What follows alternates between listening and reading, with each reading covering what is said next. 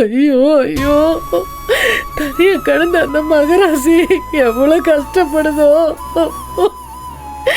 அவங்களுக்கு சொந்தம்னு சொல்லிக்க யாரு இருக்காங்க? அடிச்சாலும் பிடிச்சாலும் நாம தானே இருக்கோம். அவங்க அம்மா செத்து போயிட்டாங்க, நாமளும் போல.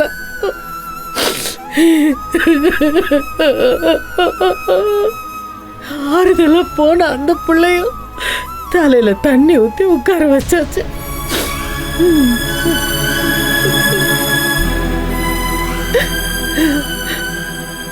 அடுத்து ஈஸ்வரி அக்கா என்ன செய்ய காத்திருக்காளோ? ஐயோ,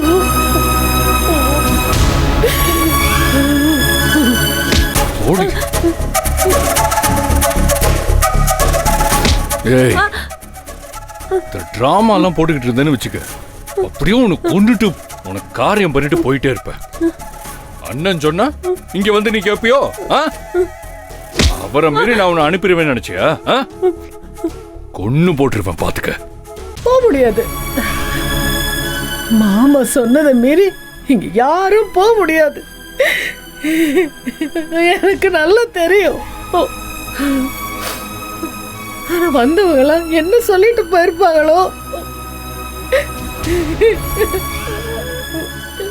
ஊர்ல பெரியவளா இருந்து என்ன பிரயோஜனம்? ஒரு செய்ய இல்ல. அம்புட்டு பணம் இருந்தும் தண்டம் தானே பேச மாட்டாங்களா?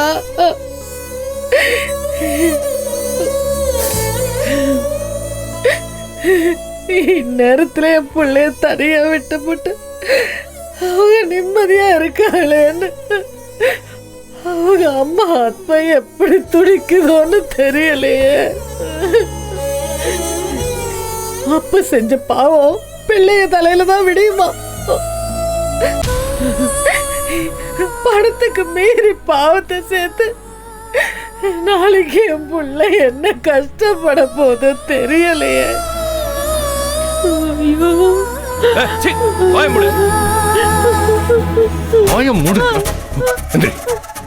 என்னமோ உன் பெத்த ஆத்தா செத்த மாதிரி ஓன ஒப்பார வைக்கிற. மனுஷன் நிம்மதியா இருக்க மாட்டான். பேசாம போயிடு. அண்ணன் தான் அவ்வளவு தூரம் சொன்னார்ல, உனக்கு காதுல வேல. அப்படித்தான், அவரோட வார்த்தை தான் எங்க முடிவு. இதுக்கு மேல ஏதாவது பேசுன அப்புறம் இருக்குடி உனக்கு.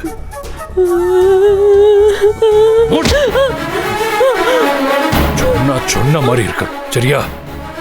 கொன்னுடுவேன்.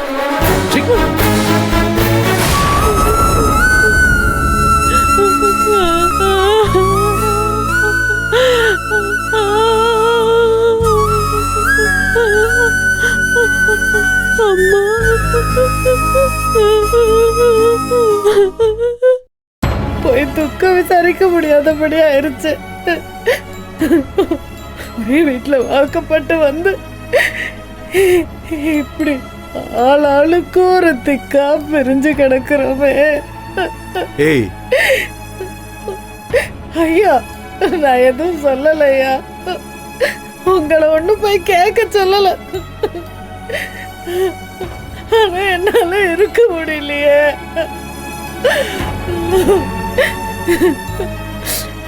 எனக்கு ஒவ்வொரு நிமிஷமும் அக்கா நினைப்பாவே இருக்கு.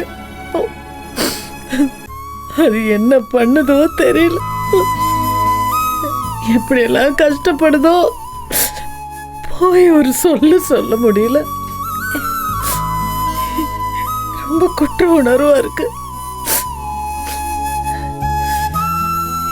என்ன பண்றதுன்னு தெரியல. எப்படியாவது போயிடணும்னு பாக்குறேன். போகவா?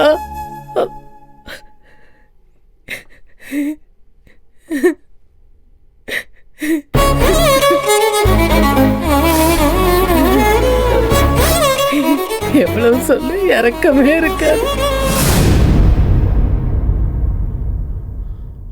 வாமா உக்கார். சாப்பிட்டியா? இல்லப்பா, மனசே சரியில்லை. நீயும் சாப்பிடாம வந்துட்ட. நான் எப்படி சாப்பிட முடியும்? ஆமாம்மா, மனசு சரியில்லைன்னா சாப்பிட முடியாது. எனக்கு ஒரு விஷயம் புரியலம்மா, அந்த ஈஸ்வரி அப்பனுக்கு எதுக்கு இவ்வளவு வீம்பு? பொண்டாட்டி செத்தாலும் பரவாயில்லையா, அவர் நிலத்தை எனக்கு கொடுக்க மாட்டாராம். இத்தனைக்கு அவர் மகளை கட்டின மருமையை நான். ஏன் அவர் நிலத்தை எனக்கு கொடுத்தா குறைஞ்சு போயிடுவாரா? கடனா கூட பணம் கொடுங்கன்னு ஒரு வார்த்தை கேட்க மாட்டாராம். அவ்வளவு வீராப்பு. அந்த ஆளுக்காக இந்த வீட்டு மருமகளுக்கு துடிக்கிறாளுங்க.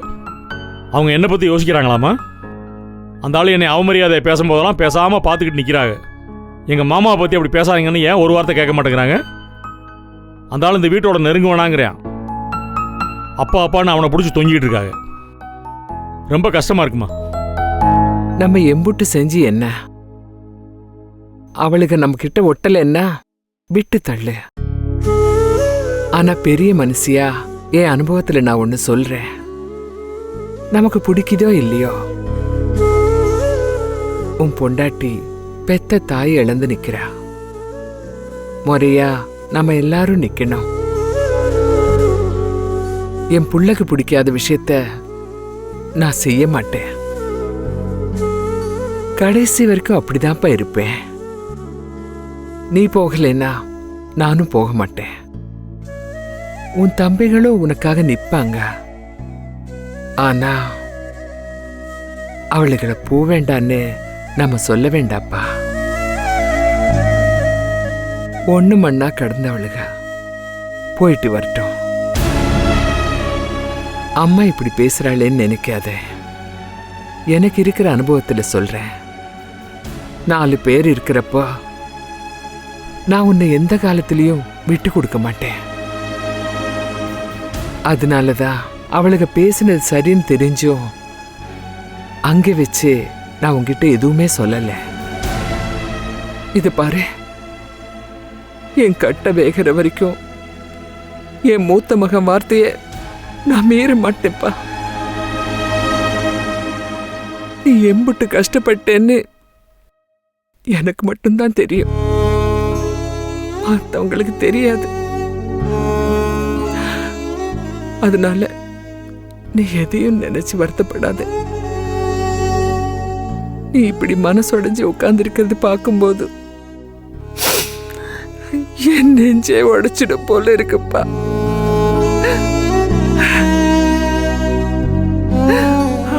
அம்மா, நீ என் சாமிம்மா,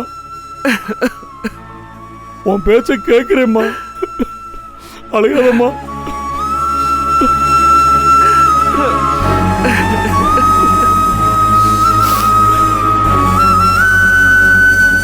சரிப்பா, சரி, போய் சாப்பிடு. வா போலாம். வா சாப்பிடலாம்.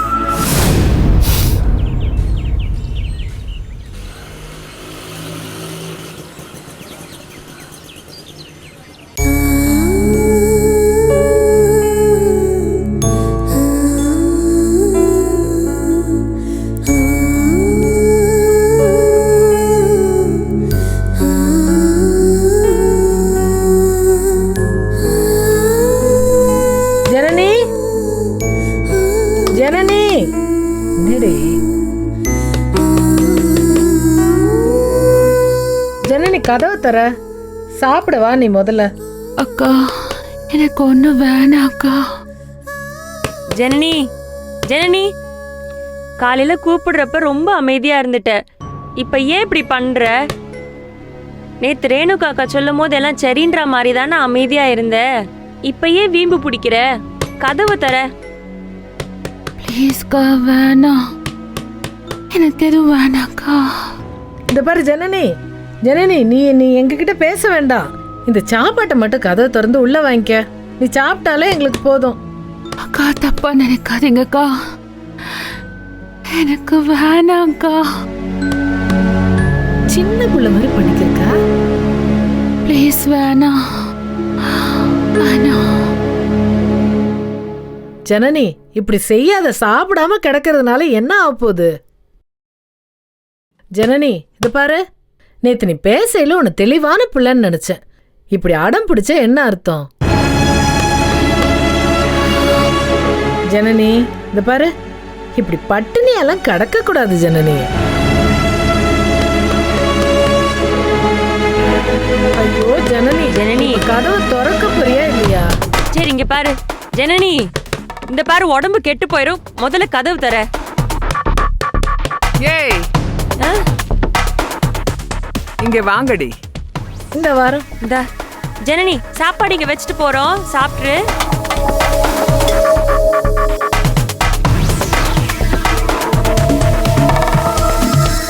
என்னடி அங்க? அத்தை, ஜனனி சாப்பாடு. ஏண்டி காலையிலேயே மூத்தவன் சொல்லிட்டான்ல, அப்புறம் அவன் பேச்சு மதிக்காம அவ கால்ல விழுந்து கெஞ்சினா என்னடி அர்த்தம்? இந்த வீட்டுக்குன்னு ஒளிச்சு கொட்டுற ஆம்பளை பிள்ளைகளை திங்க விடாம கெடுத்துட்டீங்க. இந்த மகாராணிக்கு கெஞ்சி கொஞ்சி ஊட்ட போறீங்களா? அவ கடக்குறா, விடுங்க. நீங்க 2 பேரும் போய் ஈஸ்வரிய பாத்துட்டு வாங்க. அத்தை, நெசமாவா? என்னடி நக்கலா?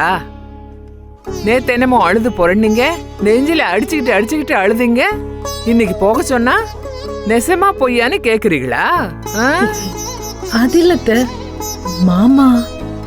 இந்தாடி, போக சொன்னது நானு. போறதுன்னா போங்க, இல்ல போய் மூலையில உட்காருங்க. இல்லத்த, நாங்க போயிட்டு வந்துடுறோம். பெருசா போயிட்டு வந்துடணும். அங்க போய் அவங்க இப்படி இவங்க அப்படின்னு பேசிக்கிட்டு இருக்க கூடாது, அப்புறம் நல்லா இருக்காது. நாங்க எதுவுமே பேச மாட்டோம். அத்தை, நீங்களும் வந்தீங்கன்னா ஈஸ்வரி அக்காக்கு. ஏய், உங்களுக்கு ஒண்ணு சொன்னா அதை மட்டும் செய்யுங்க. நீ வந்தா நான் வந்தான்னு பேசக்கூடாது.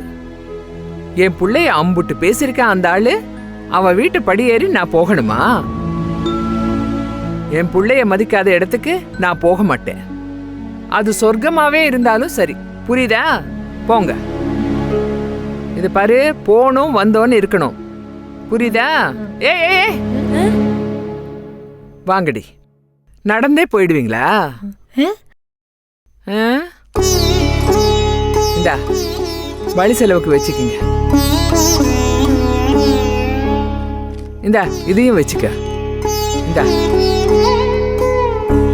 விருட்டுன்னு போய் விருட்டுன்னு வரணும், சரியா? சரி.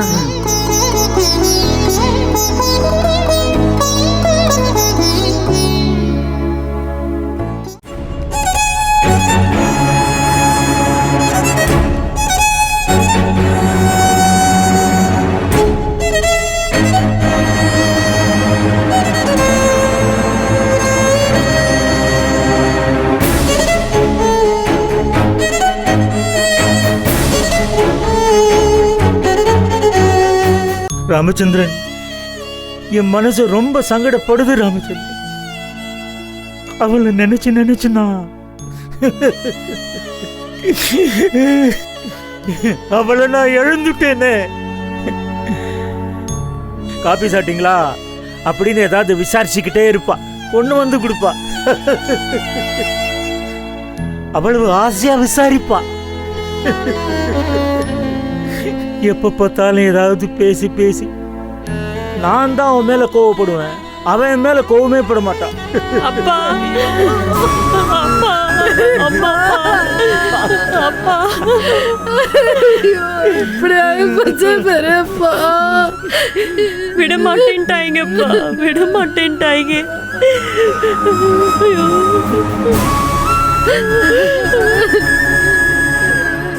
ஐயோ, அக்கா சொல்லிக்கிட்டே இருக்கும், சிரிச்ச முகம்னு. அத கடைசியா பார்க்க கூட கொடுத்து வைக்கல. அங்கன வரும்போதெல்லாம் நீ எனக்கு மகதான், ரேணுகாவே எனக்கு மகதான்னு சிரிச்சுக்கிட்டே சொல்லுவாங்க. ஐயோ, அது கண்ணுக்குள்ளே இருக்கு.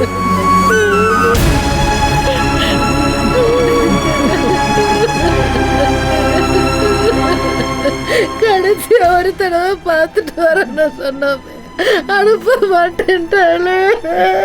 எங்களால எதுவும் செய்ய முடியல, மன்னிச்சிருங்க பெரியப்பா, மன்னிச்சிருங்க.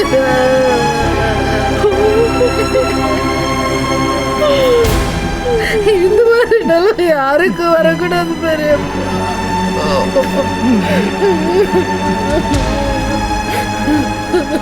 கடைசியா ராமேஸ்வரம் போகணும்னு ஆசைப்பட்டா. ஐயோ,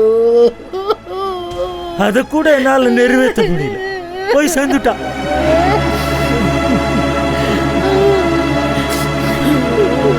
அவளுக்கு இன்னொரு ஆசை இருந்ததும்மா.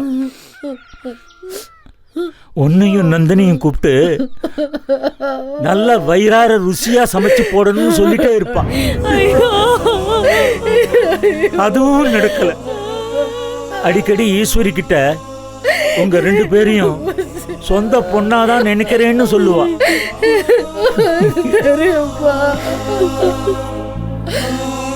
ஈஸ்வரி நிம்மதியா இருக்க காரணம் ரேணுகாவும் நந்தினியும் தான் சொல்லுவா. அடிக்கடி சொல்லிட்டே இருப்பா. தாங்க முடியலம்மா, தாங்க முடியல. என்ன பண்றது? மனச சாந்தப்படுத்திட்டு உட்கார்ந்துருக்கேன் நான்.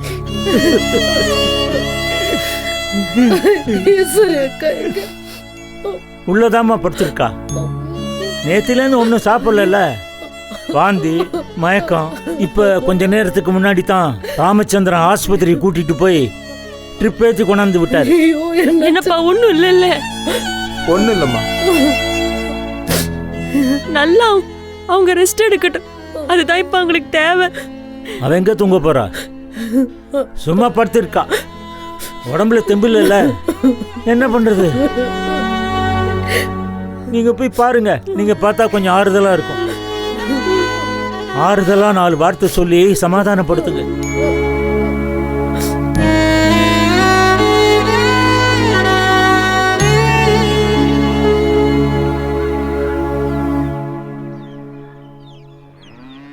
உங்க பொண்ணு நந்தினி, ரேணுகா எனக்கு சொந்த பொண்ணு மாதிரி. ஈஸ்வரிக்கு அந்த வீட்டில் ஆறுதலா இருக்கிறது இவங்க 2 பேரும் தான். இந்த வீட்டில் எனக்கு இருக்கிற ஒரே ஆறுதல் அது மட்டும்தான். என்னை விட்டு போயிட்டா. ஐயா, இப்படி ஆயி போச்சுங்களே ஐயா. அம்மா அழாதீங்கம்மா. எனக்கு மனசுல தெம்பு இல்லம்மா. எல்லாம் முடிஞ்சு போச்சு. என்னால் அழ முடியாது. அழாதீங்க. ஏமா, உங்க சம்பந்தி குடும்பத்துல குணசேகரன் உங்க மகளைத்தான் போக வேணான்னாரு. உங்களையுமா வர வேணான்னாரு? குணசேகரன் ஒரு கழுசடை. அந்த ஆளுக்கு ஏன் தான் இப்படி பயப்படுறீங்கன்னு எனக்கு ஒன்றும் புரியல.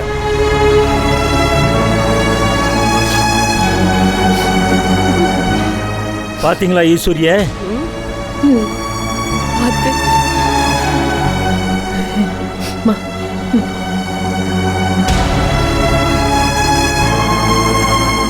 எதுவும் சாப்பிட்டாங்களா அக்கா?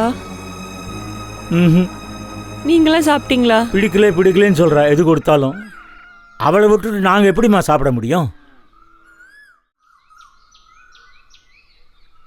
என்னடி உன்னை நேற்று வர சொல்லி சொன்னேன்ல, பென்ஷன் விஷயமா வெளியே போயிட்டேன்டி. பென்ஷன் விஷயமாவா? இந்த பாருமா, இந்த கதையெல்லாம் வேற யார்ட்டையாவது கொண்டு விடு. உனக்கு என்னைக்கு பென்ஷன் டேட்டுன்னு எனக்கு நல்லாவே தெரியும். ஏம்மா இப்படி பண்ற? என்னடி பண்ண சொல்ற? அந்த குணங்கட்ட குணசேகரன் நாளைக்கு ஏமா போனீங்கன்னு கேட்டா நான் என்ன பதில் சொல்லட்டும்? நீ இப்படி பயந்து இருக்கிறதுனால அவங்க என்ன நல்லா வச்சுப்பாங்கன்னு நினைக்கிறியா? மற்ற 3 மருமகளை விட உன் மேல கரிசனமாத்தானே இருக்கா உன் மாமியா. ஐயோ, நீ பார்த்த, உனக்கு தெரியும். ஏம்மா, நீ ஏதோ காலுக்கடியில் உட்காந்து பேசிக்கிறதுனால சிரிச்சு உன்னிட்ட பேசிக்கிருக்காங்க, அவ்வளவுதான். மற்றபடி உன்னை எவ்வளவு கேவலமா நினைக்கிறாங்க தெரியுமா? நீ நிதமும் காலுக்கடியில் வந்து உட்காந்து கிடக்கிறது எனக்கு அவமானமா இருக்குமா? உன் நல்லதுக்கு தாண்டி நான் இதெல்லாம் பண்றேன். எனக்கு தெரியுது, அதனால தான் நீ பண்ற. ஆனா நீ எப்படி பண்றதுனால அவங்க என்ன நல்லா வச்சுக்கிற மாட்டாங்க. ஏன்னா அப்படி ஒரு பழக்கமே அவங்க வம்சத்துல கிடையாது. புரிஞ்சுதா? போ ஈஸ்வரி அக்கா பாரு. இரு இங்க வா. கேரத்துக்கு தானே வர? ஆமா. அப்புறம் என்ன இது? என்ன கலர் சேலை? 2 சங்கிலி, ஜிலேபி கொண்டை. ஏன்? நான் வேற ஒரு வேலையா வெளியே போயிட்டு அப்படியே இங்க வர்றேன்டி. பொய் பேசாத. எல்லாத்துக்கும் பொய் பேச வேண்டியது. போ.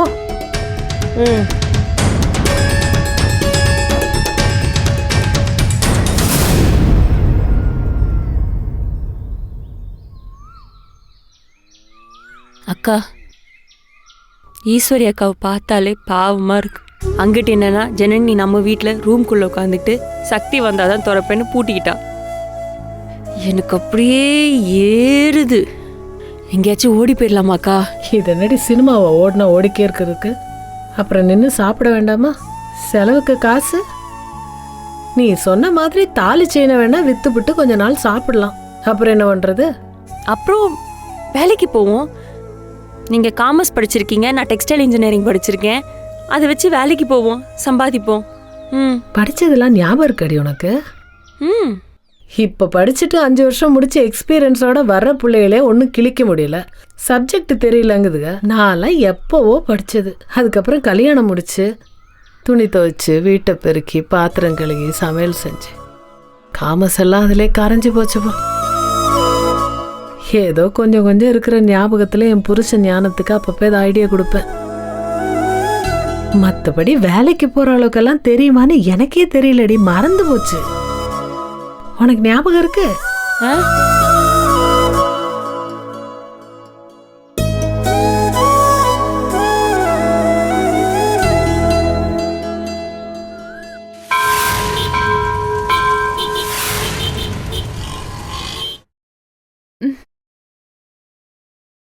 ம்